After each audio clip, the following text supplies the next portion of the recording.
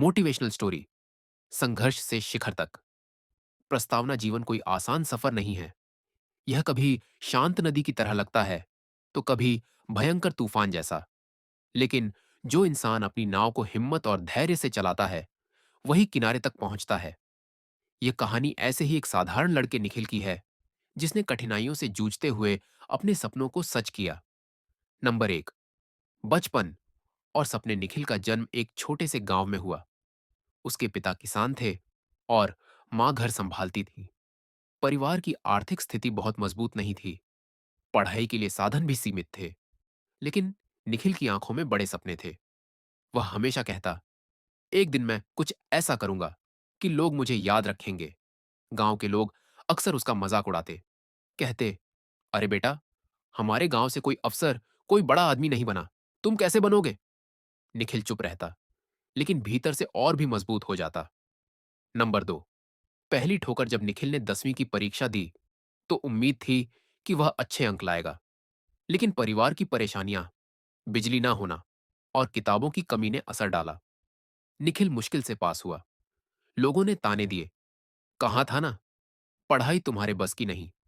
यह सुनकर निखिल कुछ देर रोया, लेकिन फिर खुद से कहा, अगर अभी हार मान ली तो सपना कभी पूरा नहीं होगा। नंबर तीन, मेहनत की शुरुआत। निखिल ने हार नहीं मानी। उसने गांव की लाइब्रेरी में जाकर पुरानी किताबें पढ़ी।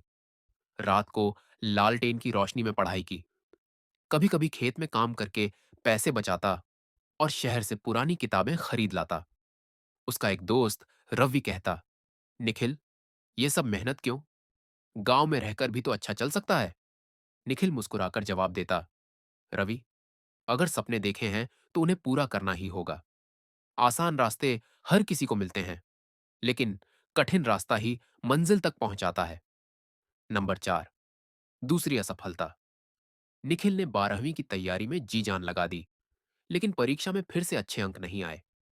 अब तो उसके रिश्तेदार भी कहने लगे, इस लड़के से कुछ नहीं होगा, खेत में ही काम करवा लो।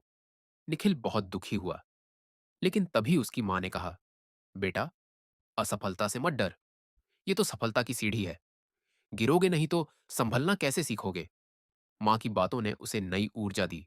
नंबर पांच, शहर की ओर कदम। निखिल ने तय किया कि अब गांव की सीमाओं से बाहर निकलना होगा। वह शहर चला गया। वहां उसने दिन में पढ़ाई और रात को छोटी छोटी नौकरियां करना शुरू किया। कभी होटल में बर्तन धोता, कभी अखबार बांटता। लोग मजाक उड़ाते, लेकिन निखिल ने ध्यान नहीं दिया। वह नंबर छह, संघर्ष का दौर। कई साल बीते। निखिल ने बार बार प्रतियोगी परीक्षाओं की कोशिश की, लेकिन हर बार असफल रहा। कभी अंक कम रह जाते, कभी तैयारी पूरी नहीं हो पाती। एक बार तो वह टूट ही गया और सोचा कि सब छोड़कर वापस गांव चला जाए। लेकिन तभी उसे अपनी मां के शब्द याद आए, बेटा, हार मान ली तो सपना भी मर जाएगा।